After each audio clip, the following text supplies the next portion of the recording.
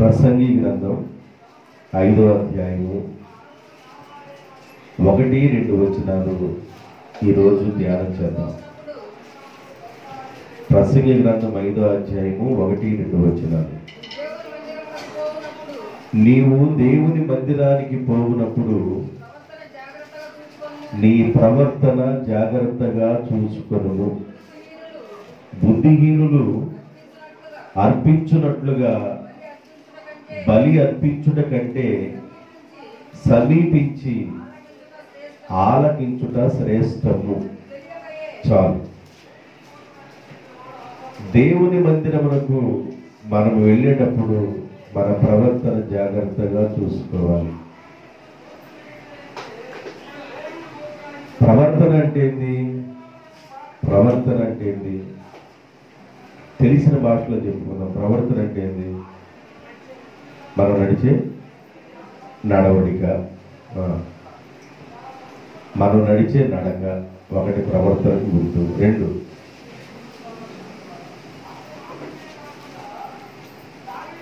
స్కూల్కి వెళ్ళేటప్పుడు ఈ పిల్లడు బాగున్నాడు అన్నాం అంటే వెళ్ళేటప్పుడు ఎలా ఉన్నాడు? స్కూల్కి వెళ్ళేటప్పుడు ఈ అబ్బాయి బాగున్నాడు అన్నాం అంటే స్కూల్కి వెళ్ళేటప్పటికి ఆ అబ్బాయి ఎలా ఉన్నాడు? డ్రెస్కు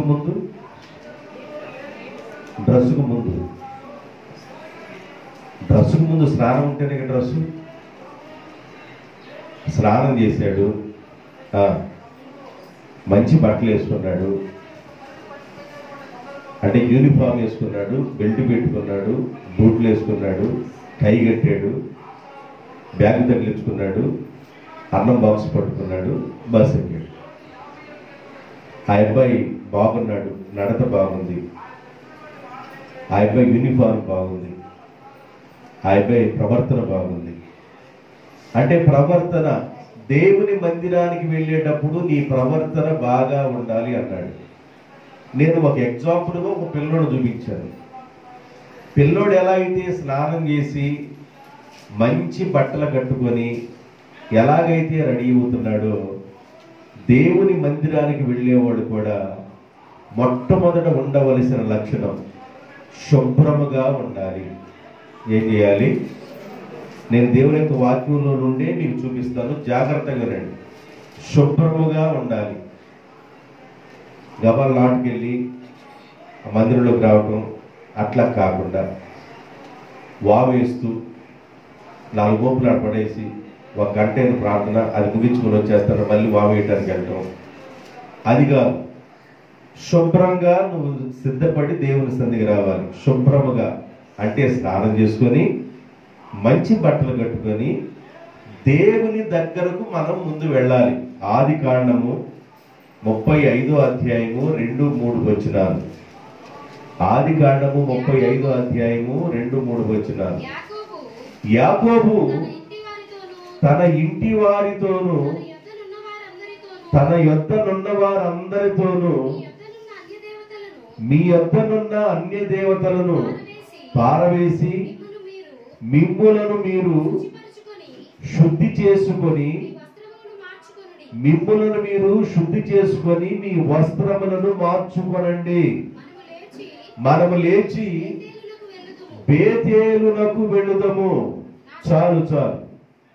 యాకోబు అంటాడు, మనం లేచి బేతేలులో ఉన్న దేవుని దగ్గరికి వెళదాం. బేతేలులో ఉన్న దేవుని దగ్గరికి వెళ్లే ముందుగా మనం వెళ్ళాలి. ఏ విధంగా వెళ్ళాలంటే మనం శుద్ధి చేసుకోవాలి.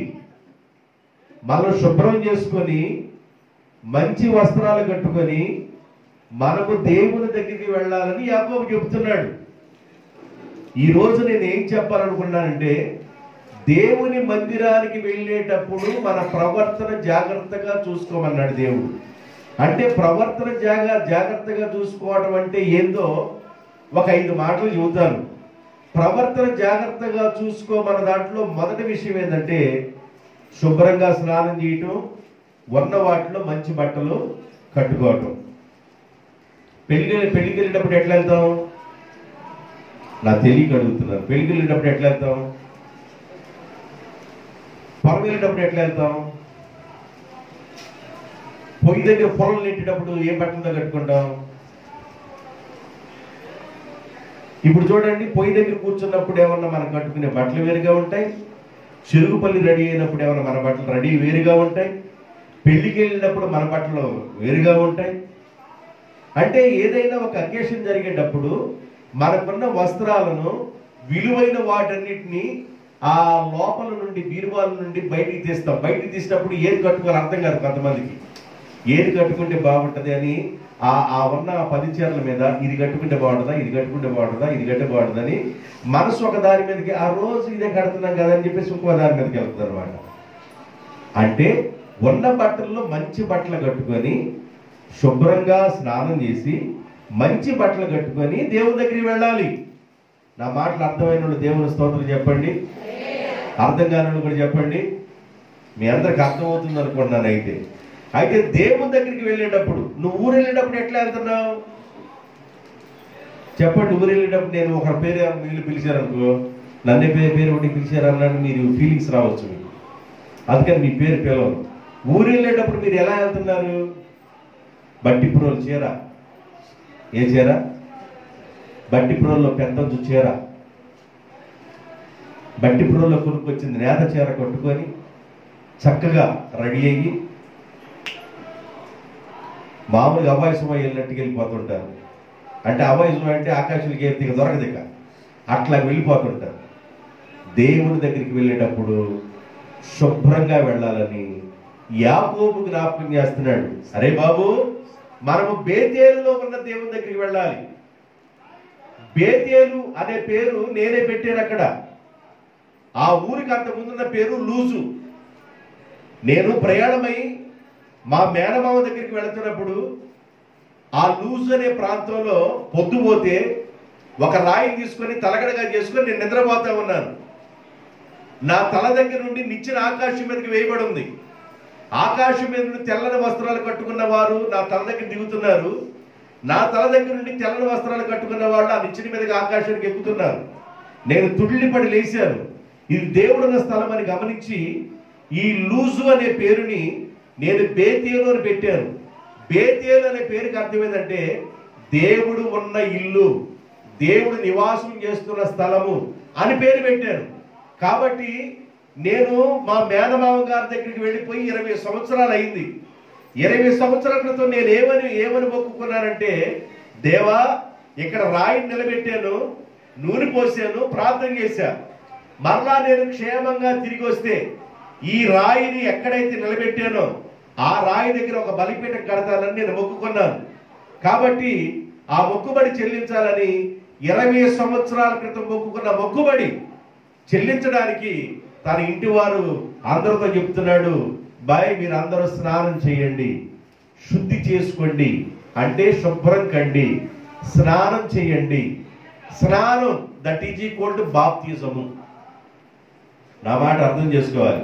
స్నానం అంటే గబగబ బకెట్ నీళ్లు తీసుకొని పోసుకొని రావటం అన్నది కాదు. స్నానం అనగా బాప్తిజం అని కూడా అర్థము. దేవునికి స్తోత్రం.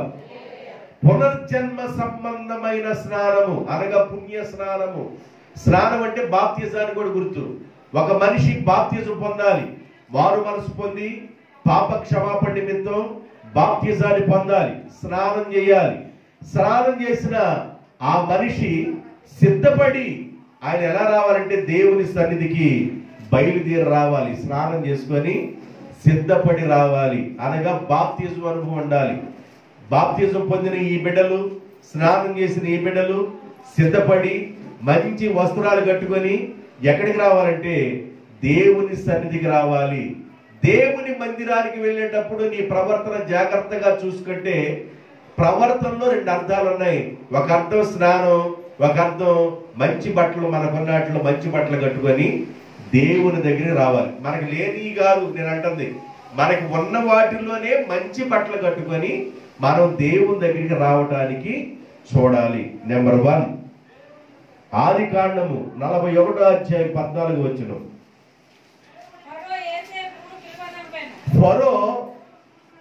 ఫరో యేసేపును జైల్లో ఉన్న యేసేపును పిలవనంపెను. జైల్లో ఉన్న యేసేపును త్వరగా రప్పించి అతడు క్షౌరం చేయించుకొని మంచి బట్టలు కట్టుకొని ఫరో యొద్దకు వచ్చెను. జాగ్రత్తగా వినండి. ఫరో గారికి కల వచ్చింది. ఆ కల భావం చెప్పేది ఎవర్రా బాబు, ఎవరున్నారని అన్వేషణ చేస్తే జైల్లో ఉన్న యేసేపు అనే వ్యక్తి చెప్తాడని తెలిసింది. ఐగుప్తి దేశాన్ని పరిపాలన చేసే ఒక మానవ మాతృని ఎదుకి, ఐగుప్తి దేశాన్ని పరిపాలన చేసే ఒక మానవ మాతృడైన ఒక మనిషి ఎదుడికి యేసేపు వచ్చేటప్పుడు శుభ్రంగా క్షవరం చేయించుకొని ఆ తర్వాత మంచి బట్టలు కట్టుకొని ఒక రాజు ఎదుడికి వచ్చాడు. అంటే ఐగుప్తి దేశాన్ని పరిపాలన చేసే ఒక మనిషి ఎదుడికి శుభ్రంగా రావాలని వారికి అర్థమైంది. ఐగుప్తి దేశం పరిపాలన చేసే రాజు ఎదుడికి శుభ్రంగా వస్తే ప్రపంచాన్ని పరిపాలన చేసే రాజుగా ఉన్న దేవుని దగ్గరికి ఎలా రావాలి మనం చెప్పాలి. ఐగుప్తి దేశాన్ని పరిపాలన చేసే ఒక రాజు ఎదుటికి యేసేపుని ఎలా తీసుకొచ్చారంటే శుభ్రంగా క్షౌరం చేయించి, అంటే తన గడ్డం చేయించుకొని మంచిగా నీట్గా మంచి డ్రెస్ వేసి, అంటే స్నానం చేయించి మంచి డ్రెస్ వేసి ఐగుప్తి దేశాన్ని పరిపాలన చేసే ఒక రాజు ఎదుటికి తీసుకొచ్చి నిలబెట్టారు. ప్రపంచంలో ఉన్న రాజ్యాన్ని పరిపాలన చేసే రాజులకు రాజు, ప్రభువులకు ప్రభు అయిన మన దేవుని ఎదురుకు వచ్చేటప్పుడు, మన దేవుని దగ్గరకు వచ్చేటప్పుడు మనం ఎలా రావాలంటే శుభ్రంగా సిద్ధపడి రావాలి. దేవునికి స్తోత్ర, హల్లెలూయా. శుభ్రంగా రావాలి. నేను మొదటి పాయింట్ చెప్తున్నాను. దేవుని మందిరానికి వెళ్ళినప్పుడు మీ ప్రవర్తన జాగ్రత్తగా చూసుకోండి. దానిలో మొదటి పాయింట్ ఏంటంటే శుభ్రంగా దేవుని దగ్గరికి రావటం. యేసేపు ఒక రాజు ఎదురుకు శుభ్రంగా వచ్చాడు. మనము మన దేవుని దగ్గరికి శుభ్రంగా స్నానం చేసి ఉన్న వాటిలో మంచి బట్టలు కట్టుకొని దేవుని దగ్గరకు రావాలి. నెంబర్ 1 లోనే 3వ పాయింట్ రూతు గ్రంథం 3వ అధ్యాయం 3వ వచనం. రూతు గ్రంథం 3వ అధ్యాయం 3వ వచనం. నీవు స్నానం చేసి తైలము రాసుకొని, తైలం అంటే ఏంది, కాస్త స్ప్రే కొట్టుకొని అని దాని అర్థం, లేదా అత్తరు రాసుకొని అని అర్థం. ఇంతకుముందు అత్తరు గుడ్లు ఎంత ఉండే, క్రిస్మస్ పండుగ వచ్చిందంటే చర్చి అంత అత్తరు రాసినాయి, ఇప్పుడు స్ప్రేలు వచ్చినాయి. నీవు స్నానం చేసి తైలము రాసుకొని మీరు మంచి బట్టలు కట్టుకొని కళ్ళములో ఉన్న దేవుని దగ్గరికి వెళ్ళము. అక్కడ కనబడుతున్న బోయాజు దేవునికి గుర్తుగా ఉన్నాడు. బోయాజు దేవునికి గుర్తుగా ఉన్నాడు. కళ్ళము సంఘానికి గుర్తుగా ఉంది. సంఘానికి వెళ్ళేటప్పుడు, అనగా దేవుని మందిరానికి వెళ్ళేటప్పుడు నీ ప్రవర్తన జాగ్రత్తగా చూసుకోమంటే దానిలో ఉన్న మొదటి పాయింట్ ఏంటంటే శుభ్రముగా సిద్ధపడి దేవుని దగ్గరికి వెళ్ళుట. స్నానం చేసి తైలం రాసుకొని మంచి బట్టలు కట్టుకొని కళ్ళమునకు వెళ్ళుము. కళ్ళము అనగా సంఘము అని అర్థం. కళ్ళం అంటే ఏంది, సంఘము. సంఘానికి మనం ఎలా వెళ్ళాలి అంటే ఉన్న వాటిలో మంచి బట్టలు కట్టుకొని తైలము రాసుకొని దేవుని దగ్గరకు వెళ్ళాలి. రైట్, ఎంతవరకు అర్థమైందా? 1వ పాయింట్లోనే ఇంకా 2-3 మాటలు చెబుతాను. నేను 5 పాయింట్లు చెప్పాలి. నేను మొదటి పాయింట్లోనే 3 పాయింట్లు చెప్పాను. ఇంకా 2-3 పాయింట్లు చెబుతాను మొదటి పాయింట్లోనే. 2వ సమూయేలు గ్రంథం 12వ అధ్యాయము 20వ వచనం. దావీదు నేల నుండి లేచి స్నానం చేసి తైలము పూసుకొని వేరే వస్త్రములు, మంచి వస్త్రములు ధరించి దుఃఖ వస్త్రాలు తీసివేసి మంచి బట్టలు ధరించుకొని యెహోవా మందిరములో ప్రవేశించి మ్రొక్కి తన ఇంటికి తిరిగి వచ్చెను. అంతకుముందున్న కథ వేరు. ఆ కథ నీకు చెప్పటల్లా. వాళ్ళ కుమారుడు ఉన్నాడు, చనిపోయాడు. చనిపోయినప్పుడు ఎలాగున్నాడంటే చాలా వేదన చెందాడు, బాధపడ్డాడు. జనాలందరూ ఏమనుకున్నారంటే వాడు కుమారుడు జబ్బును పడ్డాడంటేనే కొన్ని రోజులు చన్నం లేకుండా దావీదు గారు ఏడుస్తున్నాడు. ఇప్పుడు కుమారుడు చనిపోయాడని చెప్పిన వెంటనే గుండెకి చచ్చిపోతాడేమో, లేక లేక కుమారుడు ముద్దులు కుమారుడు పుట్టాడని ఆశపడతా ఆ బిడ్డను బట్టి ఏడుస్తున్నాడు. కాబట్టి మనం చెప్పకూడదు ఈ విషయాలని ఒకళ్ళ చెవులో ఒకళ్ళ గుసగుసలు ఆడుకున్నాడు. అబ్బాయి ఉన్నాడా? చనిపోయాడా? అమ్మో, దావిది గారు ఇప్పటికి అన్నం లేకుండా నేల పడిపోయి ఉన్నాడు, చనిపోయాడు సంగతి మనం చెప్తే ఏమనుకుంటాడో, మనం చెబుదాం ఈ విషయం, ఏమనుకుంటాడు? ఆయన మన మాటలు ఆయన కినపడతాయి చిన్నగా. ఈ గుసగుసలు అంట దావీదు విన్నాడంట. ఏం మాట్లాడుకుంటున్నారు మీరు? నా కుమారుడు చనిపోయాడా? అవును ప్రభు, చనిపోయాడు. అప్పుడు నేల నుండి లేచి స్నానం చేసి మంచి బట్టలు కట్టుకొని దేవుని మందిరానికి వెళ్ళి అక్కడ దేవునికి మొక్కి ప్రార్థన చేసుకొని ఇంటికి వచ్చి భోజనం చేశాడు. అంటే అంతకుముందు సందర్భం వేరు. అయితే దేవుని దగ్గరికి వెళ్ళేటప్పుడు భక్తుడు ఎలా వెళ్ళాడంటే స్నానం చేసుకొని మంచి బట్టలు కట్టుకొని దేవుని సన్నిధానానికి వెళ్ళి దేవునికి మొక్కి ఇంటికి వచ్చి భోజనం చేశాడు. దేవుని మందిరానికి వెళ్ళేటప్పుడు మనకున్న వస్త్రాల్లో మంచి వస్త్రాలు కట్టుకోవాలి, స్నానం చేయాలి, అప్పుడు మనం దేవుని దగ్గరికి వెళ్ళాలి. బైబిలు క్షుణ్ణంగా చెబుతున్న పాఠం ఇది. నేను చెప్పే విషయం కాదు. రాత్రి ఏం చూద్దామని ఆలోచిస్తున్నా. ప్రభువా, కమ్మన వర్షాన్ని కురిపించావు నాయన, చేలన్నీ నిండిపోయినాయి, రైతులు లేవు లేవు లేవు లేవు లేవు అని బాధపడతా ఉన్నారు, వేదన చెందుతున్నారు. మీరు కనికరించారు, మా ప్రార్థనలు విన్నారు, కుమ్మరించారు ప్రభువా మీరు అనుకున్న. దేవునికి స్తోత్రం. మనకు పడ్డ వర్షం తక్కువ. విజయవాడ వెళ్ళాను నేను, అబ్బాయి బాంబే వెళ్తుంటే పంపించినాను, విజయవాడ వెళ్ళాను నిన్న వేగుంజాన 2 గంటలకు బయలుదేరి వెళ్ళాం. 5 గంటల బండి అయితే విజయవాడ రైల్వే స్టేషన్ ఉంది, అసలుకి ఆకాశం చీలిందేమో అన్నట్లుగా ఉందన్నమాట. కుంభవర్షం. అయితే కార్లు కూడా రోడ్లో మునిగిపోయినాయి. మీరు చూసారో చూడలేదు, కార్లు కూడా మునిగిపోయినాయి. అంటే డోర్లు మట్టం వచ్చేసిన నీళ్లు రోడ్డుల్లో, అంత వర్షం కురిసింది.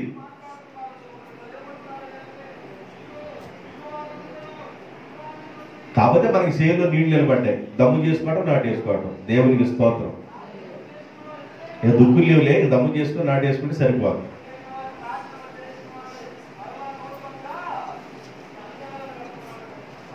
దేవుని మందిరానికి మనం వెళ్ళేటప్పుడు ఎలా వెళ్ళాలి, మన ప్రవర్తన ఎలా ఉండాలి?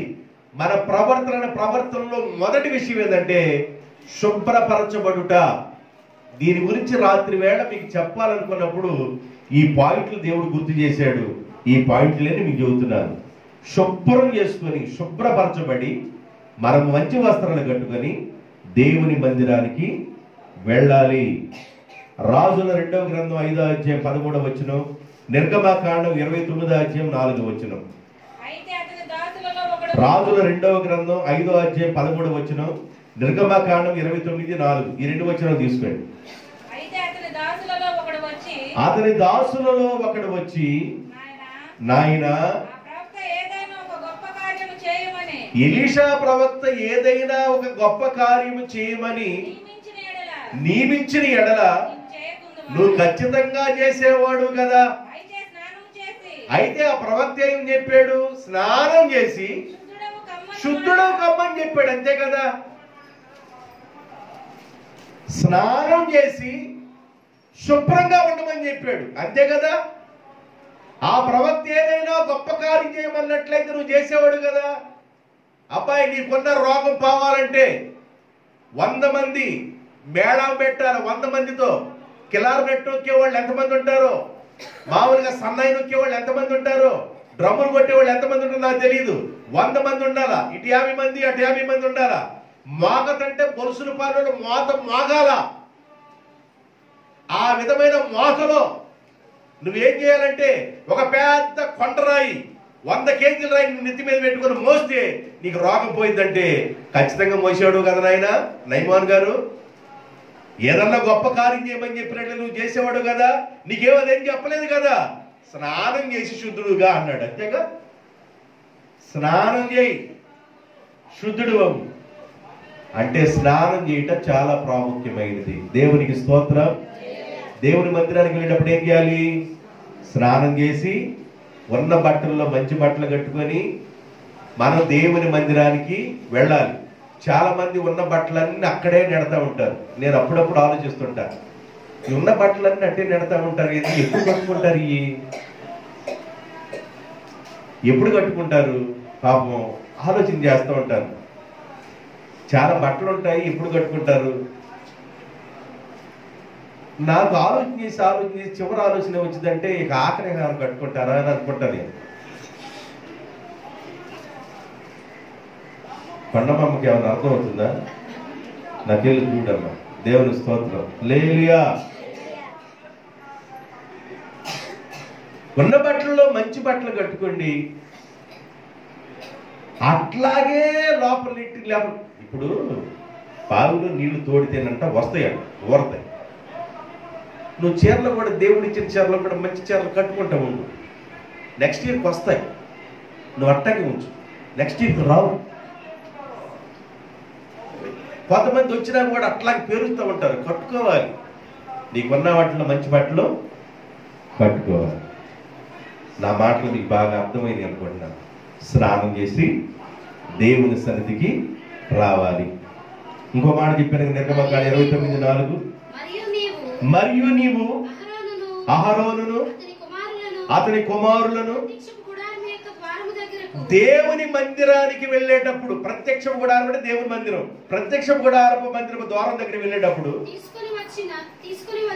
తీసుకొని వచ్చి నీళ్లతో వారికి స్నానం చేసి ఆ వస్త్రములను తీసుకొని, అమ్మా దేనితో స్నానం చేసి, జాగ్రత్తగా వినండి, దేనితో స్నానం చేసి? నీళ్లతో స్నానం చేసి. నేను ఈ పాయింట్ మరలా అడిగాను, చెబుతా. నీళ్లతో స్నానం చేసి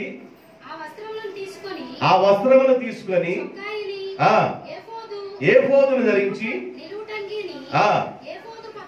ధరించుకొని దేవుని దగ్గరికి వెళ్ళాలి. వినండి, దేనితో స్నానం? దేవుని దగ్గరికి వెళ్ళినప్పుడు అంట దేనితో స్నానం చేయాలి?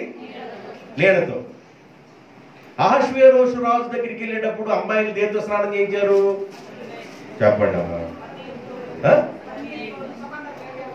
పన్నీటితోనూ సుగంధ ద్రవ్యాలతో స్నానం చేయించారంట ఒక రాజు గారి దగ్గరికి అమ్మాయిని తీసుకెళ్తుంటే. చాలా దేశాల నుండి కన్నికలను తీసుకొచ్చారు, అందగత్తులందరిని, ఆడపిల్లలందరిని తీసుకొచ్చారు. ఇండియా దేశం మొదలుకొని, హిందూ దేశం, ఇండియా దేశం మొదలుకొని కూషు దేశం వరకు 127 సంస్థానంలో ఉన్న అందగత్తెలుగా ఉన్న ఆడపిల్లలందరిని తీసుకొని వచ్చి, మామూలుగా అలా తాగితే మన ఆ అస్తగుర్తు కూడా పడేటట్లుగా ఆ ఉండే కన్నికల్ని, అందగత్తెలు తీసుకొచ్చి పన్నీటితోనూ సుగంధ ద్రవ్యములతోనూ స్నానం చేయించారు. ఇక వీళ్ళు బయటకు వస్తే ఎలా ఉంటుందంటే, హత్తవాసన. అమ్మాయిలు కూడా ఏం వాసన వస్తుంటారు? ఇక మామూలుగా గులాబీ వాసనే. ఒక రాజుగారి ఎదుటికి తీసుకెళ్లేటప్పుడే అంత శుభ్రంగా పన్నీటితో స్నానం చేయించి, ఇంత శుభ్రంగా చేసి ఒక రాజుగారి ఎదుటికి సిద్ధపరుస్తున్నారే. దేవాది దేవుని దగ్గరికి వెళ్ళేటప్పుడు మనం మనకున్న నీళ్లతోనన్నా శుభ్రం, ఉప్పు నీళ్ళు ఉప్పు నీళ్ళేగా, సప్పు నీళ్ళ, ఉప్పు నీళ్ళు కాదండి, సప్పు నీళ్ళు అంట. మరి అంతగా ఉప్పుగా లేవు, మరి అంతగా సప్పగా లేవు, మధ్యవర్తిగా ఉన్నాయి అని అంటుంది. ఆ నీళ్లు పోసుకున్న రావాలిగా మనం. దేవునికి స్తోత్రం. అమ్మా, రోజు పోసుకునే వాళ్ళకి మాకు ఉప్పు నీళ్ళు అనిపించవు, కొత్తగా వచ్చి పోసుకునే వాళ్ళకి మీ నీళ్ళు ఉప్పు నీళ్ళ అంటారాడు. మాకు అనిపించదే, అలవాటు అయిపోయింది.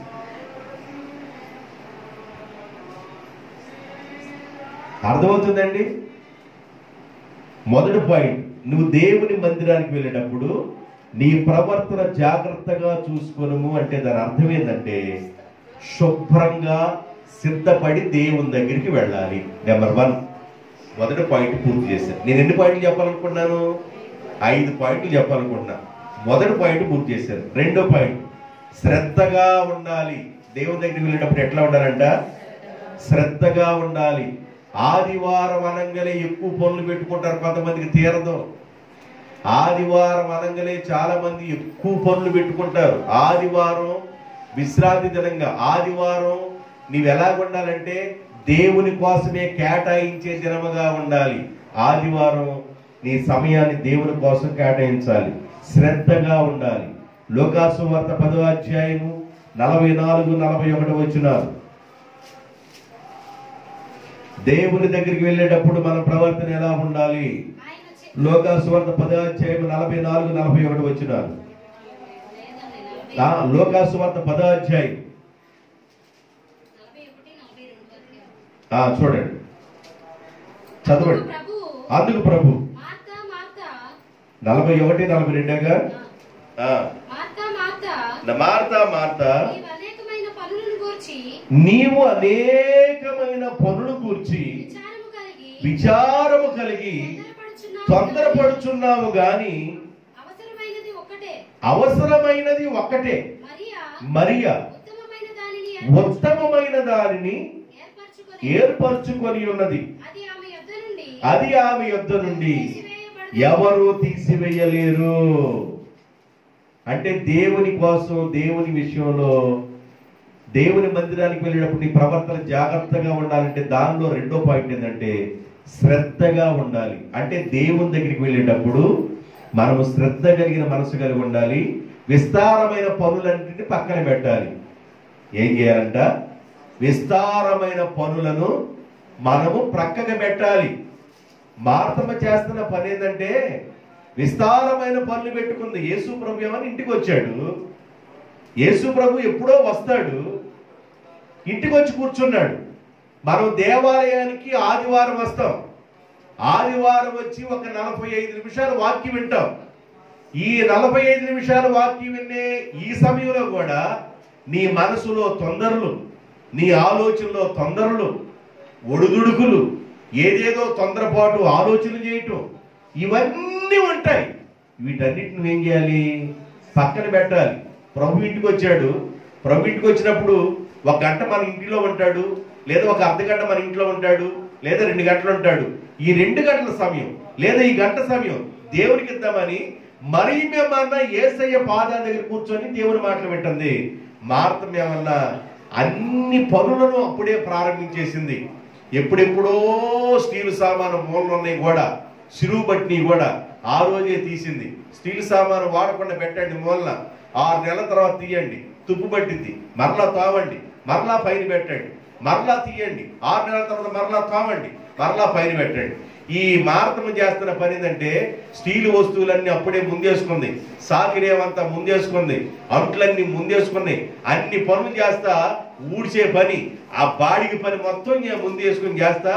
బాదుకుడా మరియమ్మకు నా మీద కనికరం లేదు బాదుకుడా, నేను ఎంత కష్టపడుతుంటే మరియమ్మ అలాగే కష్టపడకుండా మెదకుండా కూర్చున్న బాదుకుడంటే, మార్తమ్మ నువ్వు విస్తారమైన పనులు పెట్టుకున్నావే, సర్వశక్తివంతుడుగా ఉన్న దేవుడిగా ఉన్న నేను నీ ఇంటికి వస్తే నాతో గడిపే సమయాన్ని కూడా నీ పనుల కోసం వినియోగిస్తున్నావే అన్నాడు. అంటే దేవుని మందిరానికి వెళ్ళినప్పుడు శ్రద్ధగా ఉండాలి. అతి పనులను ఎక్కువ పెట్టుకోకూడదు, ఆదివారం పనులు ఎక్కువ పెట్టుకోకూడదు. ఆదివారం మనకి ఇవ్వబడిన సమయాన్ని దేవుని కోసం కేటాయించి దేవుడు ఏం మాట్లాడుతున్నాడు దాన్ని మనస్ఫూర్తిగా వినాలి. దేవునికి స్తోత్రం. రైట్. అపోస్తుల కార్యం 10వ అధ్యాయము 33వ వచనం, 2వ పాయింట్లో 2వ వచనం. కొర్నేలి అంటాడు, అయ్యా పేతురు గారు, వెంటనే నేను నిన్ను పిలిచి తిని, నీవు వచ్చినది మంచిది. అమ్మా బైబుల్లో ఆర్ట్ వేయకూడదు. నువ్వు బైబుల్ లేదు మేకప్ వేస్తున్నా, పెన్సిల్ మొత్తం దాని మీద రాస్తున్నావు. బైబుల్లో రాయబడు. నువ్వు రావటం మంచిది. దేవుడు నీకేమైతే చెప్పాడో అవన్నీ నువ్వు మాతో చెప్పు. మేము వినుటకై మేమందరము దేవుని ఎదుట ఇక్కడ ఆసక్తితో కూడి ఉన్నామని కొన్నేలి పేతురు గారితో చెప్పాడు. శ్రద్ధగా ఉన్నారంట. ఇప్పుడు జాగ్రత్త వినండి. నీవు దేవుని మందిరానికి వెళ్ళినప్పుడు నీ ప్రవర్తన జాగ్రత్తగా చూసుకొను. దాంట్లో మొదటి పాయింట్ ఏంటంటే శుభ్రముగా ఉండుట. 2 శ్రద్ధగా ఉండుట. శ్రద్ధగా ఉండుట రెండో పాయింట్. రెండో పాయింట్ ఏంటంటే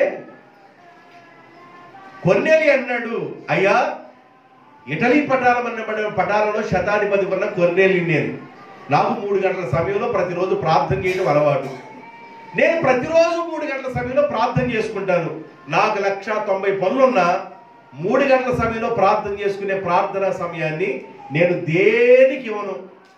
నా నెత్తి మీదకి వచ్చి పడే పనులైనా కూడా, ఎన్ని ఉన్నా కూడా ప్రతిరోజు 3 గంటల సమయంలో నేను ప్రార్థన చేయటం మానను. ఇలా నేను ప్రార్థన చేసుకుంటున్నప్పుడు హఠాత్తు ఒకరోజు నా గదిలోనికి ప్రకాశమానమైన వెలుగు వచ్చింది. ఆ వెలుగులో నుండి ఒక స్వరం నాకు వినబడుతుంది. ఆ స్వరం ఏంటంటే, ఓ కొర్నేలి, నీ ప్రార్థనలు, నీ ధర్మకార్యాలు, నీ యాచనలు, నీ కృతజ్ఞతాస్తుతులు దేవుని సముఖానికి వెళ్ళిని. అయితే నీకు ఇప్పుడు వాక్యం చెప్పి నిన్ను లోతుల్లోనికి నడిపించే ఒక మనిషి కావాలి. ఆ మనిషి ఎక్కడున్నాడంటే యొప్పేలో శర్మకారుడైన సీమోను అయిన ఇంట ఆయన దిగున్నాడు. ఆయన ఇంటికి మనుషులు పంపించి ఆయన పిలిపించుకొని వాక్యాన్ని చెప్పించుకో. క్షుణ్ణంగా ఆయన వాక్యం చెబుతాడు, అర్థమయ్యేటట్లుగా చెబుతాడు, విడమనిచి చెబుతాడు. ఆయన పిలిపించుకో అని వెలుగు ద్వారా, దేవదూత స్వరం ద్వారా బోధించబడిన వాడై పేతురు గారిని పిలిపించుకున్నాడు. అయ్యా నీవు రావటం మంచిదే. ఇప్పుడు మనం చదివిన వాక్యం అదే, నువ్వు రావటం మంచిదే. మేమందరం ఆసక్తి కలిగి శ్రద్ధతో ఎదురు చూస్తా ఉన్నాము. నీ నోట ఏమైతే దాయబడున్నాయో, దేవుడి నీ నోట ఏ మాటలైతే పెట్టాడో ఆ మాటలు మీరు మాకు మాటలు బోధించండి, మేము శ్రద్ధగా వింటాము. దేవునికి స్తోత్రం. దేవుని మాటలంట శ్రద్ధగా వినటానికి కొర్నేలి తన బంధువులందరిని ఇంట్లో సమకూర్చాడు. చిట్టు మేడకి వెళ్ళిందమ్మా, కారమమ్మా చిట్టు మేది బంధువులందరినీ సమకూర్చి బంధువులందరితో వాక్యాన్ని మాట్లాడిస్తూ ఉన్నాడు. శ్రద్ధగా వినాలి, శ్రద్ధగా ఉండాలి. దేవుని మాటలు వినేదానికి శ్రద్ధగా ఉండాలి. ప్రవర్తన జాగ్రత్తగా చూసుకుంటే స్నానం చేసి బట్టలు కట్టుకొని షూ వేసుకొని టై కట్టి బెల్ట్ కట్టి పుస్తకాల బ్యాగ్ తగిలించి ఆ తర్వాత అన్నం క్యారేజ్ బ్యాగ్ అన్నం పట్టించి ఇవన్నీ స్కూల్కి ఎలాగైతే క్రమంగా మనం పంపిస్తున్నామో, అంటే స్కూల్కి వెళ్తున్నాడు మా పిల్లడు అంటే ఇన్ని పనులు చేస్తే స్కూల్కి వెళ్తాడు. స్కూల్కి వెళ్తున్నాడనే పాయింటే చెబుతాం కానీ మనం స్కూల్కి వెళ్తున్నాడంటే ఎన్ని పనులు చేస్తే స్కూల్కి వెళ్తున్నాడు. నువ్వు దేవుని మందిరానికి వెళ్ళేటప్పుడు నీ ప్రవర్తన జాగ్రత్తగా చూసుకోండి. దాని అర్థం ఏంది? ఎన్నో పాయింట్లు ఉన్నాయని అర్థం. ఒక పాయింట్ ఏంటంటే శుభ్రపరచబడుట. రెండో పాయింట్ ఏంటంటే శ్రద్ధగా ఉండుట. ఏంటంట? శ్రద్ధగా ఉండుట అంటే వినాలి. రోమపత్రిక 10వ అధ్యాయము 17వ వచనంలో ఏమడుతుందంటే, నీవు దేవుని మాటలను ఏలయనగా 10:17 వినుట వలన విశ్వాసము కలుగును, వినుట క్రీస్తు వలనే కలుగును. అది కాబట్టి మనం ఏం చేయాలంటే శ్రద్ధగా వినాలి. దేవుని మాటలు శ్రద్ధగా వినాలి. రెండో పాయింట్ ఏంటంటే శ్రద్ధగా ఉండాలి, శ్రద్ధగా వినాలి. దేవుని మందిరానికి వెళ్ళేటప్పుడు మనం ఈరోజు దేవుడు ఏం మాట్లాడుతున్నాడో సేవకుడిలో నుండి దేవుడు ఏం మాట్లాడతాడు, సేవకుడు మరుగుపరిచి నాతో దేవుడు ఏం మాట్లాడతాడని ఆశతో వస్తే ఖచ్చితంగా నీ హృదయంతో దేవుడు మాట్లాడతాడు. అలాంటి ఆశ లేని వాళ్ళతో ఏ రోజు మాట్లాడినట్లుగా అనిపించదు. నిజంగా నువ్వు కానీ ప్రార్థనాపూర్వకంగా వచ్చి నేను ఈరోజు మందిరానికి వెళుతున్నాను, నీ సేవకుడు మరుగుపరిచి నాతో ఏమి మాట్లాడబోతున్నావో దేవా, నాతో మాట్లాడు ప్రభు, నువ్వు కానీ సిద్ధపడి వస్తే నీతోనే ప్రభు మాట్లాడతాడు. నువ్వు దేవుని మందిరంలో ఆయన మాటలు శ్రద్ధగా వినాలి. మరియమ్మ శ్రద్ధగా దేవుని దగ్గర కూర్చొని వినటం నేర్చుకుంది కాబట్టి శ్రద్ధగా ఉండాలి. కొర్నేలి కూడా అలాగే వినడానికి శ్రద్ధ చూపించాడు.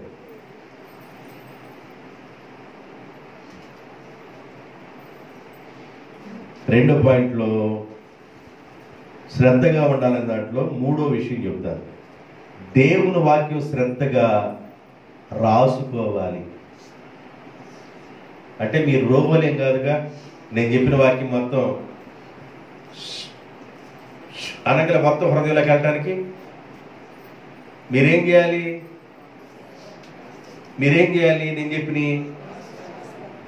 నేను చెప్పి ఇన్ని మాటలు చెబితే మీకు ఇంటికి వెళ్ళి తనకి ఏది గుర్తుండొచ్చు అంటే, మంచి స్నానం చేయమని చెప్పాడు ఫాస్ట్ గారు, కొత్త బట్టలు కట్టుకోమన్నాడు, బీరువాలు ఉన్నాయి దాచిపెట్టబాకన్నాడు, ఇక అయ్యే గుర్తుంటుంది. నీకేం గుర్తుండిద్దిరా బాబు అది కూడా చెబుతాను నేను. నీకు ఇంటికి వెళ్ళిన తర్వాత ఫాస్ట్ గారు ఈరోజు ఆదివారం ఏం చెప్పినట్టే, శుభ్రంగా స్నానం చేయమన్నాడు, బీరువాలు ఉన్నాయి దాచిపెట్టుకోవద్దు అన్నాడు, అవి కట్టుకొని రమ్మన్నాడు చర్చికి అని గుర్తుంటుంది. ఇక నేను ఇవన్నీ చెప్పి నేను ఏమైపోతాయి నాకు అర్థం కాదు. అందుకనంట దేవుని యొక్క వాక్యాన్ని నువ్వేం చేయాలి? శ్రద్ధగా రాసుకోవాలి.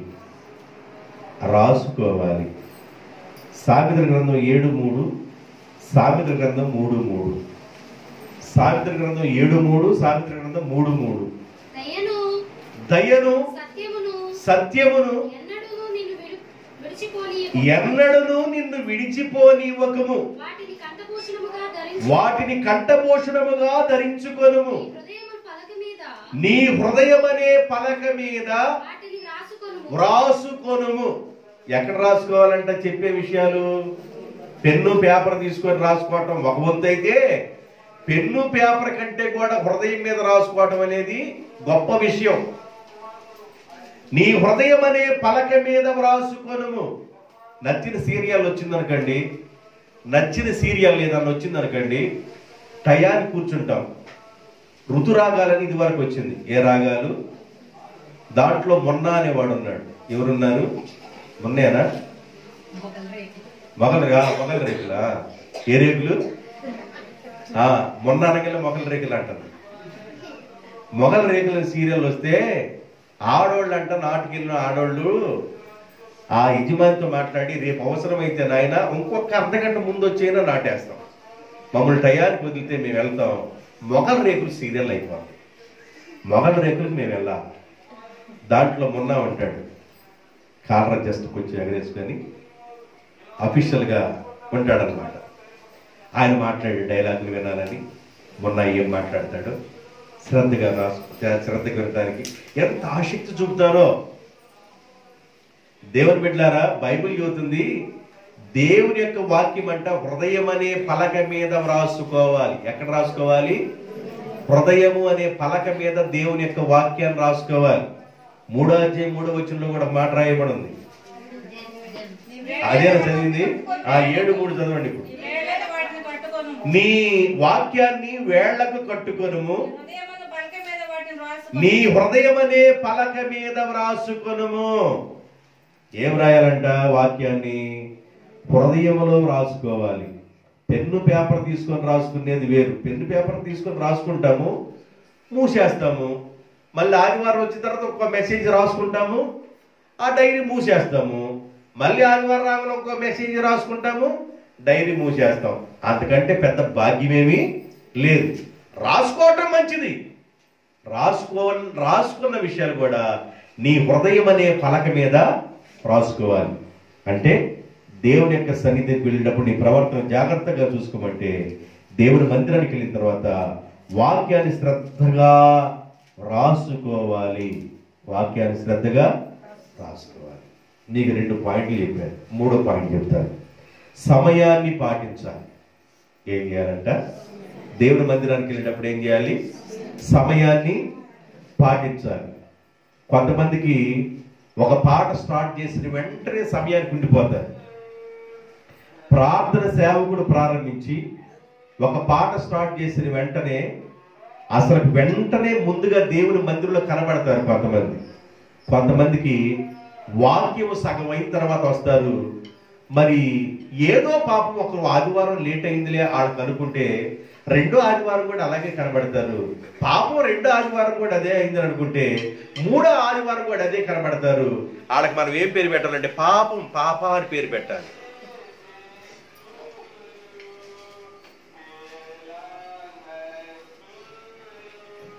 చాలా లేటు. సమయాన్ని పాటించాలి.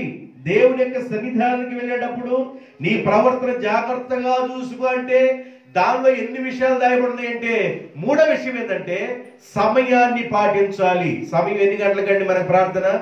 11:30 ప్రార్థన స్టార్ట్ చేస్తాం. ఒక్కోసారి ఏమవుతుందంటే 11:35కో అట్లాగా ఒక 5 నిమిషాలు అటు ఇటుగా, మ్యాక్సిమం 11:30 మన ప్రార్థన స్టార్ట్ అవుతుంది. 11:30 ప్రార్థన స్టార్ట్ అవుతుందంటే మనం ఎప్పుడు సిద్ధపడి ఉండాలి? స్నానం పూర్తయిపోయి, బట్టలు కట్టుకోవడం పూర్తయిపోయి, ఇంట్లో పిల్లలు సర్దుకోవడం పూర్తయిపోయి, ఇంట్లో యజమాని సర్దుకోవడం పూర్తయిపోయి, అన్ని విషయాలు నువ్వు సిద్ధపడి సేవకుడు ప్రార్థన ప్రారంభించాడు అనే దానికి ముందుగానే నువ్వు దేవుని మందిరంలో ఉండాలి. ఆదివారం ప్రార్థన ప్రారంభమవుతుంది అనగలే దేవదూతలు ముందుగా ఉంటారంటే ఈరోజు వాక్యాన్ని దైవ సేవకుడు విత్తుతాడు. ఆ వాక్యాన్ని దుష్టాత్మలు తీసుకెళ్లకుండా వాక్యాన్ని భద్రపరుచుకునేటట్లుగా చెయ్యాలని దేవదూతలంట ముందుగానే వచ్చి కాపలా ఉంటారంట. దేవదూతలు వాక్యాన్ని నువ్వు వినటానికి నీ సమయాన్ని కేటాయించాలి. సమయం పోనివ్వకూడదు. 5వ అధ్యాయం ఎఫెసీయులకు రాసిన పత్రిక 15వ వచనం. ఎఫెసీయులకు రాసిన పత్రిక 5వ అధ్యాయం 15వ వచనం. దినములు చెడ్డవి గనుక మీరు సమయము పోనివ్వక సమయమును సద్వినియోగం చేసుకొనుము. అజ్ఞానుల వలె గాక జ్ఞానుల వలె నడుచుకొనుము. దినములు చెడ్డవి కనుక సమయాన్ని పోనివ్వద్దు. సమయాన్ని పాటించాలి. 11:30కి ప్రార్థన అంటే 11:25 నువ్వు రెడీ అయిపోవాలి. ఇది ఎవరి రోజు? దేవుడు మనకిచ్చిన రోజు. 6 దినాలు పనిచేసి 7వ దినాన్ని విశ్రాంతి తీసుకున్నాడు దేవుడు. కాబట్టి ఆ రోజున దేవుని యొక్క పాద సన్నిధానంలో గడిపే రోజు కనుక, ఆదివారం ఆరాధన దినము కనుక ఆరాధన చేసి ఆ రోజున నీ సమయాన్ని దేవుని కోసమే కేటాయించాలి. నీ సమయాన్ని దేవునికి ఇవ్వాలి. 1 గంట 1 గంటన్నర అంతే కదా, గంటన్నర, దాదాపు ఒక 40 నిమిషాలు పాటలు పాడతాం, ఒక 45 నిమిషాలు లేదా ఒక 60 నిమిషాలు వాకింగ్ చెబుతా అంటే గంట చెబుతాను అంతేగా. నువ్వు పాటలు పాడే సమయానికి రావాలి, వాకింగ్ చెబుతాను 2 గంటలు. ఆదివారం 2 గంటలు కూడా నువ్వు సమయాన్ని పాటించడం లేదంటే, సమయానికి ఉండలేకపోతున్నావు అంటే అంత బిజీ షెడ్యూల్ ఏంది? అంత నీకు బిజీ షెడ్యూల్ ఏంది? నాకు అర్థం కావట్లేదు. ఆదివారం నువ్వు సమయాన్ని పాటించాలి. ఒకసారి కళ్ళు మూసుకున్నాడు, స్తోత్రం చేయదు, హల్లెలూయా. నేను కళ్ళు మూసుకున్నవాడిని, నా నేత్రం వాళ్ళ మీదకి వెళ్ళింది. ఆడు లేపుతాను అనుకుంటే ఇంకొకటి లేపారు. హల్లెలూయా అన్నా ఏదో ఒకటిలే, ముందు చేయలేమంటాం అనుకున్నారు, లేపారు.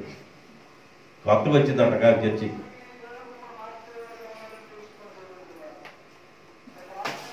కొత్తగా చర్చికి వచ్చిందంట కాదు.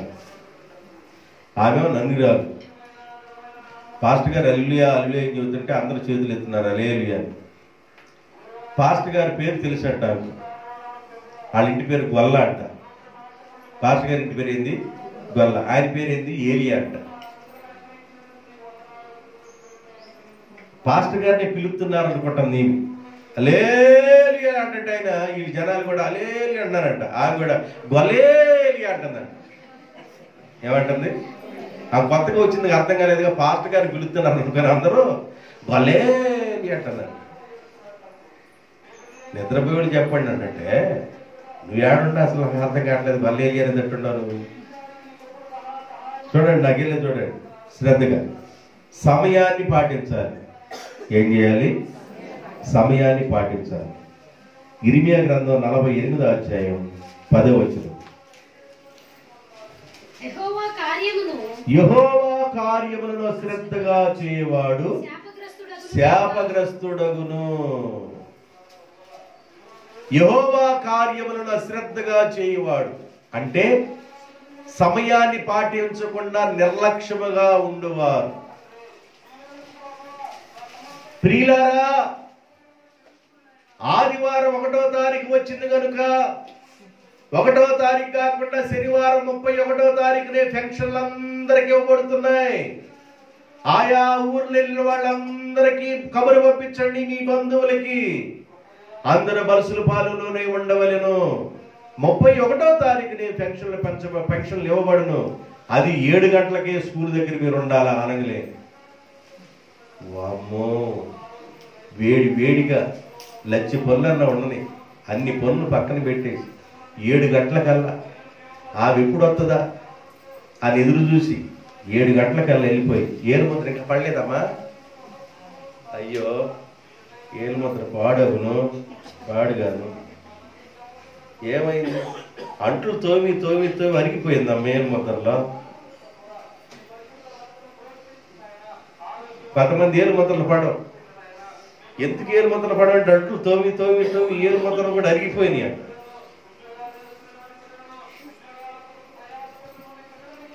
ఆ టయాన్ని చూడు ఎంత జాగ్రత్తగా పాటిస్తారు. అప్పుడు నడక కూడా చాలా స్పీడ్ ఉంటుంది, మీరు గమనించండి. నేను అంటున్నా, మీరు జనాన్ని చూడండి. మనీ అనేది ఇంధనం లాంటిది. మనీ అనేది ఎలాంటిదంట, ఇంధనం లేకుండా బండి కదలదు. అంటే పవర్ ఇచ్చే పెట్రోల్ లాంటిది. దేవుని మందిరానికి కూడా అంత గబగబా నడిచి అడుగులతో ముందుకు రావాలి. దేవునికి స్తోత్రం. దేవుని కార్యాలను అశ్రద్ధగా చేయవారు శాపగ్రస్తులు. ఏం చెప్పట్లేదమ్మో, వాక్యం చెబుతుంది. కాబట్టి సమయాన్ని పాటించాలి. నీ ప్రవర్తన జాగ్రత్తగా చూసుకొనుము అంటే దానిలో ఉన్న అర్థాలు ఏంటంటే, ఒకటి శుభ్రం చేసుకొనుట, క్రొత్త బట్టలు కట్టుకొనుట, శ్రద్ధగా వినుట, శ్రద్ధగా ఉండుట, మూడోది సమయాన్ని పాటించుట. 4వ విషయం చెప్తాను. ఇలా చెప్పాలని చాలా విషయాలు ఉన్నా కానీ నేను ముగించాలి కదా. 4వ విషయం చెప్తాను. సిద్ధపాటు కలిగి ఉండాలి. ఎలా ఉండాలంట, నువ్వు దేవుని మందిరానికి వెళ్ళేటప్పుడు ఎట్లా ఉండాలంటే సిద్ధపాటు కలిగి ఉండాలి. యుద్ధానికి వెళ్ళే వాళ్ళు ఎట్లా ఉంటారు? వాళ్ళు వేసుకోవాల్సిన డ్రెస్ వేసుకుంటారు, గన్ ఒకటి తీసుకుంటారు, వాళ్ళంతా ప్రిపేర్ అయిపోయి వాళ్ళు మొత్తం సిద్ధపాటు కలిగి ముందుకు యుద్ధానికి వెళతారు. సిద్ధపాటు కలిగి ఉండాలి. దేవుని మందిరానికి వెళ్ళేటప్పుడు కూడా సిద్ధపాటు కలిగి ఉండాలి. దేవుని మందిరానికి వెళ్ళేటప్పుడు బైబుల్ని సిద్ధం చేసుకోవాలి. నెంబర్ 1 సిద్ధపాటులో ఏంటంటే బైబుల్ని సిద్ధపరచుకుంటా. కొంతమంది బైబిల్కి ఆది కాండం ఉండదు, ఇటు చూస్తే ప్రాణ గ్రంథం ఉండదు.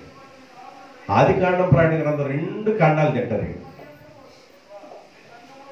జిప్ ఉండదు. బైబిల్కి ఏముండదు, జిప్ ఉండదు.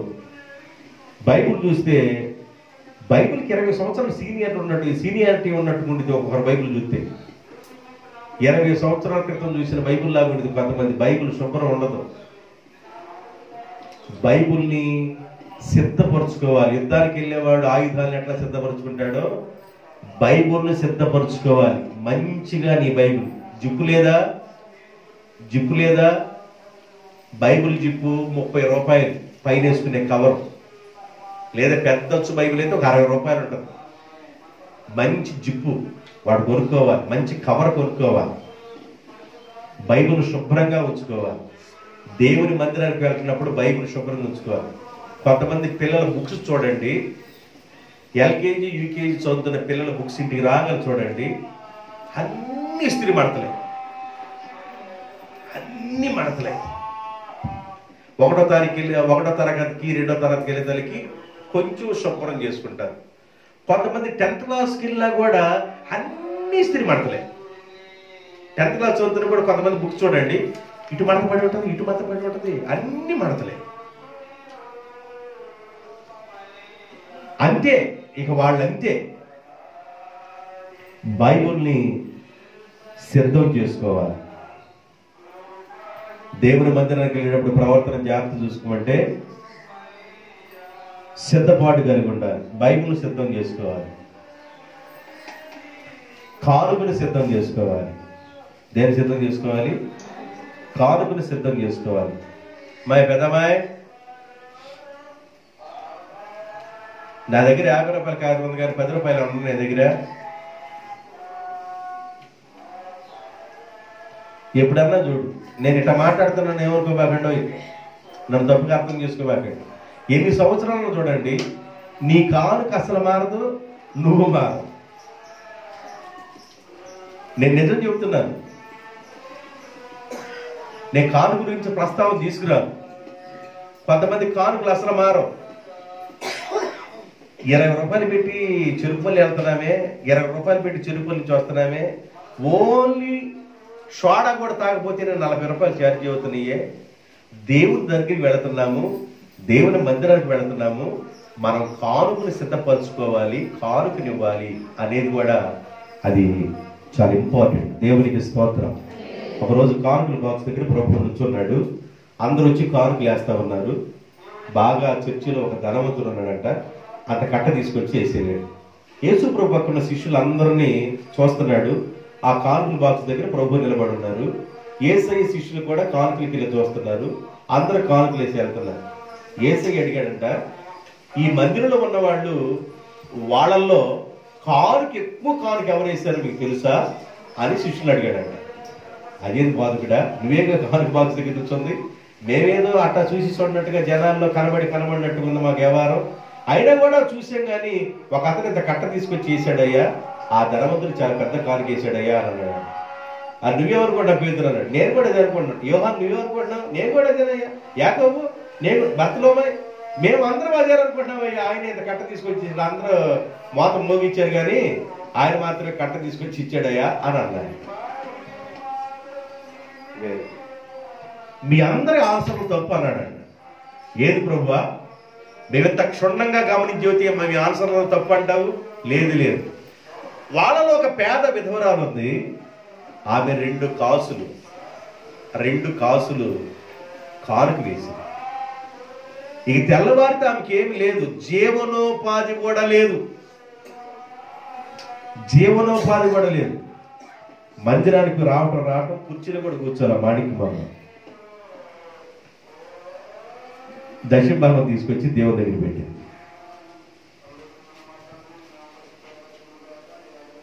ఇలా చెబుతున్నానని ఏమనుకోబాకండి, మరలా చెప్పను, సమయం వచ్చింది కానీ చెబుతున్నాను. దేవుని భాగాన్ని కూడా దేవునికి ఇవ్వలేకుండా ఉన్న వాళ్ళు ఎంతమంది ఉన్నారో ఒకసారి అర్థం చేసుకోండి. నువ్వు ఎంత జాగ్రత్త కలిగి ఉన్నావో నీకున్న ఆర్థిక పరిస్థితుల్లో. దేవుని సన్నిధానంలో నేను కానుకనివ్వాలి అనే మంచి మనసు నీ కలగాలి. ఎందుకంటే ఈయుడి, చెప్పండి, ఈయుడి అడుగుడి మీకు ఇవ్వడు, వెదకుడి. అందుకని మనం ఏం చేయాలి? ప్రతిరోజు అడగాలి, ప్రభువా నన్ను ఆశీర్వదించయ్యా, ప్రభువా నన్ను ఆశీర్వదించయ్యా, ప్రభువా నన్ను ఆశీర్వదించయ్యా, నన్ను దీవించు ప్రభువా, దీవించు. నేను ఎన్నో అప్పుల్లో ఉన్నాను ప్రభువా, సహాయం చేయ ప్రభు అని ప్రార్థన. దేవుడు ప్రత్యక్షమై, కుమారుడా నీ అప్పులు ఎంత ఉన్నాయని అడిగాడంట. ఓ నాయనో, దేవుడే ప్రత్యక్షం అప్పులు ఎంత ఉన్నాడని అడిగాడు. ఒక నిమిషం ఆగి, తండ్రి ప్రభువా యేసయ్యా, ఒక నిమిషం అన్న ఆలోచన చేసుకొని నాయన అప్పులు ఎంత ఉన్నాయి చెబుతాను. ఆయనకు 1000 రూపాయలు, ఈయనకు 2000, ఈయనకు 50,000, ఆయనకు 60,000. ప్రభువా నా అప్పులు చాలా ఉన్నాయి కానీ అసలు నీ దగ్గర ఎంత ఉన్నాయి ప్రభువా అన్నాడు. నా అప్పులు చాలా ఉన్నాయి కానీ అసలు నీ దగ్గర అమౌంట్ ఎంత ఉందో చెప్పు, నా అప్పు ఎంత ఉందో చెబుతాను అన్నట. ఒక ఆయన, నా దగ్గర ఎంత ఉందో నీకు చెప్తే లెక్కేసి పెట్టమంటారు. నువ్వు నా దగ్గర ఉన్న అమౌంట్ నీకు చెప్పాలా? అప్పుడు నీ అప్పు ఎంత ఉందో చెబుతావా? దేవుని మందిరానికి వెళ్ళేటప్పుడు సిద్ధపాటు కలిగి ఉండాలి. యుద్ధానికి వెళ్ళేవాడు ఎలాగ ఆయుధాలతో సిద్ధపడి వెళ్తాడో, దేవుని మందిరానికి వెళ్ళేటప్పుడు కూడా సిద్ధపడి వెళ్ళాలి. కోతకి వెళ్ళేవాడు ఎలా వెళ్తాడు చెప్పండి? ఉల్లిపాయలు కోసుకునే శాఖ ఒకటి, చెప్పండి, ఉల్లిపాయలు కోసుకునే శాఖ ఒకటి, కత్తిపేట ఒకటి. కత్తిపేట దేనికి? ఆదివారం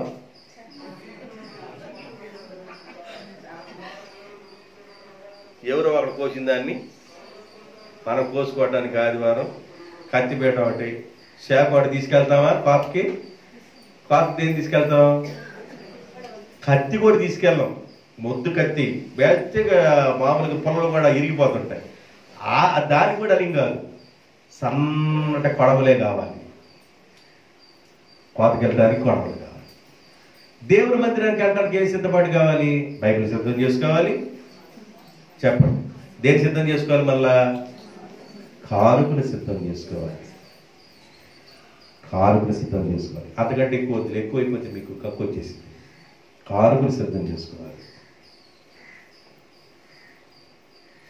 మూడో విషయం, సాక్ష్యాన్ని చెప్పటానికి సిద్ధపడాలి.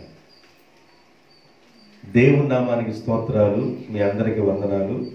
ఈ సమయం ఇచ్చిన పాస్టర్ గారికి కూడా వందనాలు. నేను ఎంతో ప్రార్థన చేశాను. నా కుటుంబంలో దేవుడు ఎంతో మేలు చేశాడు, ఎంతో ఉపకారాన్ని చేశాడు. మేము ఊహించినంత కార్యాలు దేవుడు చేశాడని నువ్వు సాక్ష్యాన్ని చెప్పడానికి ముందుగా నిలబడాలి. నిన్న పెళ్ళి ఎక్కడమ్మా? ఉషా, ఎక్కడ పెళ్ళి? జవుడుగోడలో నిన్న పెళ్ళి. నిన్న ఎట్లుంది వాతావరణం? జవుడుగోడలో నిన్న వాతావరణం ఎట్లా ఉంది? ఊళ్ళో ఆయన అన్నాడు, వర్షం పడినప్పుడల్లా అప్పుడప్పుడు అడుగుతుంటున్నాను, ఏంటి భాస్కర్ గారు వర్షం పడతలేదా అంటే నేనేం చేయాలని దాని అర్థం. ఆయన అడిగితే దాని అర్థం ఏంది? నేను అన్నాను 23వ తారీఖు దాకా పడవన్నా. కారులో వెళ్తా, బండి మీద వెళ్తున్నా.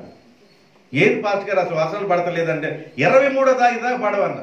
అన్నాడు 23వ తారీఖు దాకా పడకూడదని ప్రార్థన చేస్తున్నాము, పెళ్ళి ఒకటి ఉంది, ప్రార్థన చేస్తున్నాము, ఆ తర్వాత పడతాయి అన్న.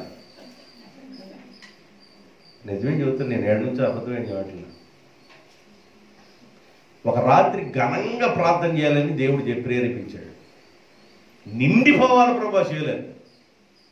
ఒక శనివారం రాత్రి ప్రార్థన చేశాను.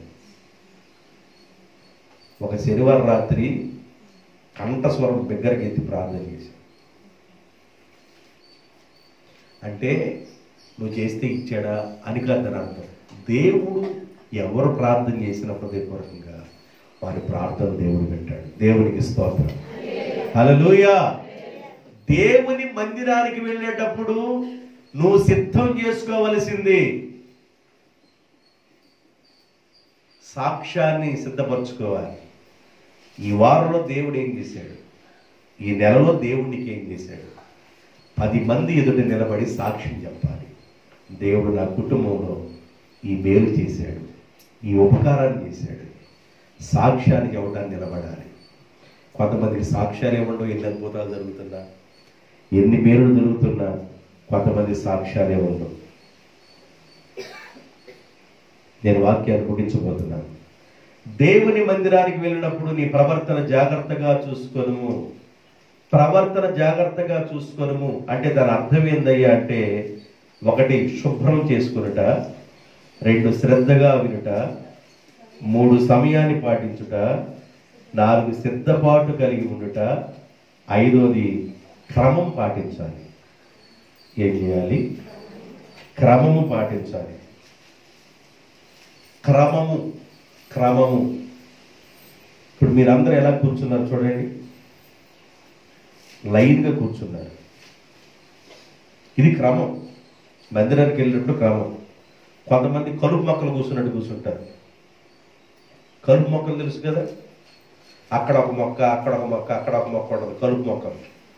కలుపు మొక్కలు ఉన్నట్టు ఉండకూడదు. క్రమాన్ని పాటించాలి, క్రమముగా ఉండాలి.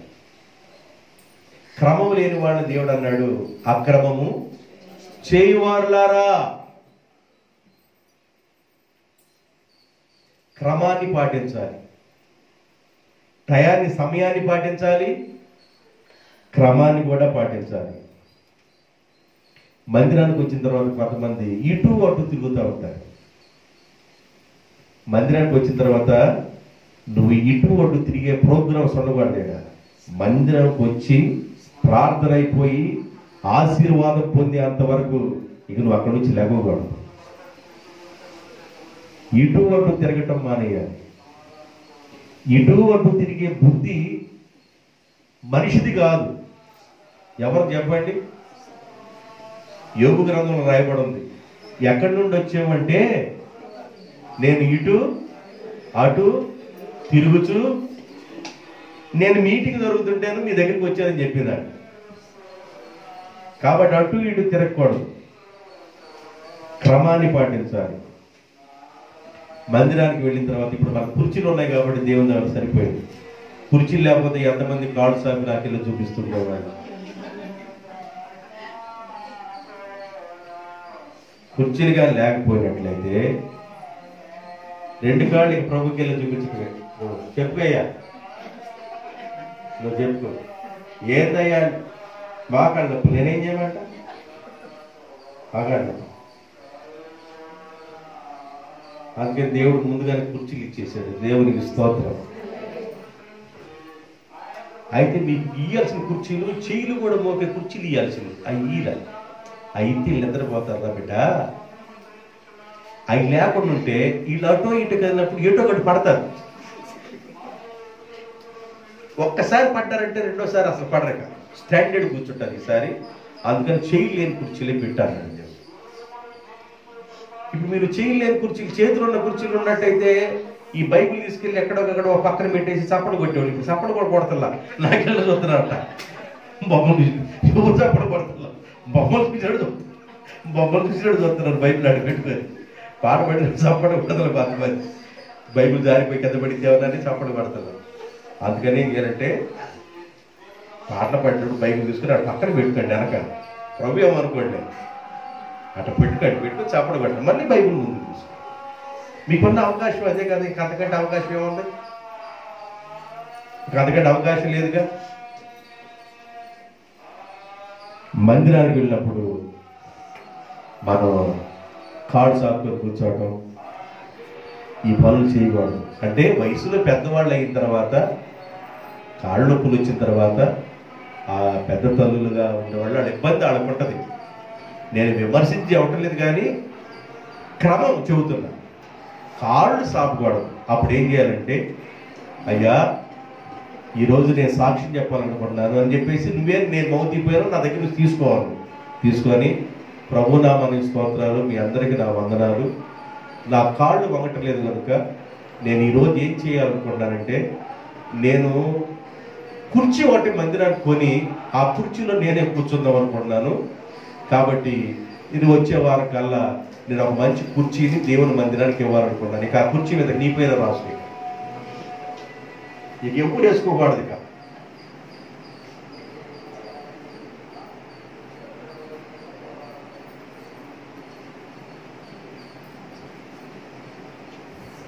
ఈ 5 మాటలు వరుసగా ఒకసారి చెప్పుకొని మనం గురించి చేసుకుందాం. నీవు దేవుని మందిరానికి వెళ్ళినప్పుడు నీ ప్రవర్తన జాగ్రత్తగా చూసుకొను. ఆగండి. పిల్లడు రెడీ అయ్యి స్కూల్కి వెళ్ళాడు. అబ్బాయి అన్నీ రెడీ చేసుకొని స్కూల్కి వెళ్ళాడు. అంటే రెడీ అయ్యి స్కూల్కి వెళ్ళాడంటే అబ్బాయి స్నానం చేశాడు, అబ్బాయి బట్టలు కట్టుకున్నాడు, అబ్బాయి షూ వేసుకున్నాడు, అబ్బాయి టై కట్టుకున్నాడు, బెల్ట్ కట్టుకున్నాడు, బ్యాగ్ తగిలించుకున్నాడు, అన్నం తినేది బాస్కెట్ తీసుకున్నాడు. ఇవన్నీ తీసుకొని వెళ్ళాడు కాబట్టి స్కూల్కి రెడీ అయ్యి వెళ్ళాడు అంటాం. ఇవన్నీ చెప్పం. మధ్యలో స్నానం చేశాడు, బట్టలు కట్టుకున్నాడు, టై కట్టుకున్నాడు, బెల్ట్, ఇవన్నీ చెప్పం. నువ్వు దేవుని మందిరానికి వెళ్ళినప్పుడు ప్రవర్తన జాగ్రత్తగా చూసుకోవమంటే ఇన్నున్నాయి మధ్యలో. ఒకటి ఏంటంటే ప్రవర్తన జాగ్రత్తగా చూసుకోవమంటే, ఒకటి నెంబర్ 1 ఏంది? స్నానం చేయాలి, మంచి బట్టలు కట్టుకోవాలి. ఇదే గుర్తుండి ఇంటికి వెళ్ళిన తర్వాత స్నానం చేయండి, మంచి బట్టలు కట్టుకోండి. నేను మందిరం గురించే చెప్పాను. ఋతుమా స్నానం చేసి ఎక్కడికి వెళ్ళింది? కళ్ళలోకి వెళ్ళింది. అంటే మందిరానికి వెళ్ళింది, సంఘానికి వెళ్ళింది. దావీదు గారు కూడా స్నానం చేసి మంచి బట్టలు కట్టుకుని తైలం రాసుకొని దేవుని మందిరానికి వెళ్ళి మొక్కుకొని ఇంటికి వచ్చి అన్నం తిన్నాడు. మీకు చాలా పాయింట్లు చెప్పాను నేను. అట్లా స్నానం చేసి మంచి బట్టలు కట్టుకొని మందిరానికి వెళ్ళాలి. నెంబర్ 1. నెంబర్ 2, శ్రద్ధ కలిగి ఉండాలి. నెంబర్ 3, సమయాన్ని పాటించాలి. సమయాన్ని పాటించండి. నెంబర్ 4, సిద్ధపాటు కలిగి ఉండాలి. బైబిల్ సిద్ధం చేసుకోవాలి, కానుకలు సిద్ధం చేసుకోవాలి, సాక్ష్యాన్ని సిద్ధం చేసుకోవాలి, పెన్ను పుస్తకం కూడా సిద్ధం చేసుకోవాలి. సేవకుడు ఏం చెబుతున్నాడో దాన్ని రాసుకోవడానికి. నేను చాలా విషయాలు రాసుకుంటా. సేవకుడు చెప్పే మాటల్లో ఏదైనా ఒక ఘనమైన మాట, లోతైన సత్యం దొరికింది అనుకోండి, అది బైబిల్ మీద, అప్పుడే బైబిల్ మీద రాసుకుంటా నేను. ఇక నేను దాన్ని మర్చిపోకూడదు. బైబిల్ చూసినప్పుడు అది నాకు గుర్తు రావాలి. పెన్నును పుస్తకాన్ని కూడా సిద్ధం చేసుకోవాలి, సిద్ధపరచుకోవాలి. చివరి మాట, క్రమం పాటించాలి. క్రమం పాటించడం అంటే దేవుని మందిరంలో లైన్గా కూర్చోవటం, దేవుని మందిరంలో డ్యూటీ తిరగకుండా ఉండటం, దేవుని మందిరంలో కాళ్ళు సాపుకొని కూర్చోకూడదు, అట్లా పద్ధతిగా ఉండటం. ఇవన్నీ కలిగి జీవించడమే దేవుని మందిరానికి వెళ్ళినప్పుడు ప్రవర్తన జాగ్రత్తగా చూసుకుంటా అని అర్థం. ఈ మాటలు మన హృదయంలో దేవుడు ముద్రించి భద్రపరచునుగాక. అందరూ తలలు వంచండి, ప్రార్థన చేసుకుందాం. తలలు వంచినట్లయితే ప్రార్థన చేసుకుందాం.